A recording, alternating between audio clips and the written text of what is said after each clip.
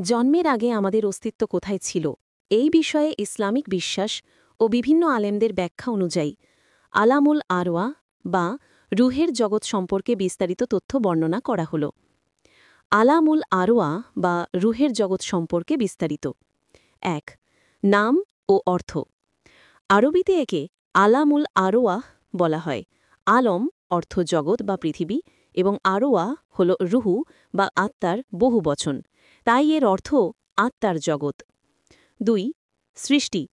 Islamic বিশ্বাস অনুযায়ী মহান আল্লাহ তাআলা মানবজাতিকে পৃথিবীতে পাঠানোর বহু আগে অসংখ্য আত্মাকে সৃষ্টি করে এই আলামুল আরওয়াহতে সংরক্ষিত রেখেছেন।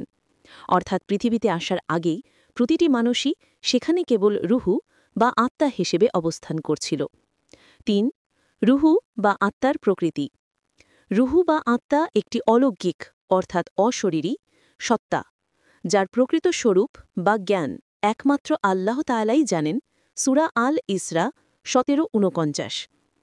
এই জগতে আত্মাগুলো নারী পুরুষ, ধনী গরিব ইত্যাদি কোনো পরিচিত বন্ধন বা পার্থক্যের মধ্যে ছিল না। তারা ছিল শুধুমাত্র রুহু। রুহের জগতের এই জীবনকে আত্মার প্রথম জীবন বা আদি আবাসস্থল হিসেবে গণ্য করা হয়। ৪. আল্লাহর সাথে ওয়াদা বা প্রতিশ্রুতি। পবিত্র কোরআন সূরা আল আরাফ ৭:১৭২ অনুযায়ী আল্লাহ তাআলা এই রুহের জগতে মানবজাতির আগত ও অনাগত সকল রুহুকে একত্রিত করে তাদের নিজেদের সম্বন্ধে স্বীকারোক্তি গ্রহণ করেন। তিনি রুহুদের জিজ্ঞাসা করেন, আমি কি তোমাদের প্রতিপালক নই? তখন সকল রুহু উত্তর দিয়েছিল, হ্যাঁ, অবশ্যই, আমরা সাক্ষী রইলাম। এই প্রতিশ্রুতি বা অঙ্গীকারকে মিসাক বলা হয়।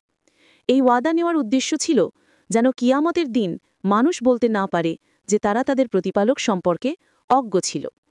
৫. পৃথিবীর সম্পর্কের ভিত্তি। একটি সহিহ হাদিসে সহিহ বুখারী ৩৩:৩৬ রাসূল বলেছেন, আত্মাগুলো আল্লাহর সৃষ্ট সেনাদল। তাদের মধ্যে যেগুলো পূর্বে পরিচিত ছিল সেগুলো পৃথিবীতে এসে একে অপরের প্রতি প্রীতি অনুভব করবে, আর যেগুলো পূর্বে অপরিচিত ছিল তারা পৃথিবীতে এসে দূরে থাকবে।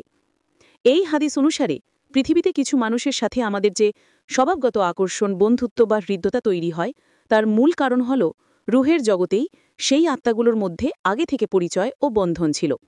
৬. মাতৃগর্ভে আগমন। রুহের জগৎ থেকে কোনো রুহু স্বেচ্ছায় বা নিজ উদ্যোগে পৃথিবীতে আসে না। আল্লাহ যখন যে রুহুকে নির্বাচন করেন, তিনি তাঁরই ইচ্ছায় সেই রুহুকে মায়ের ভ্রূণে স্থাপন করার জন্য পাঠান।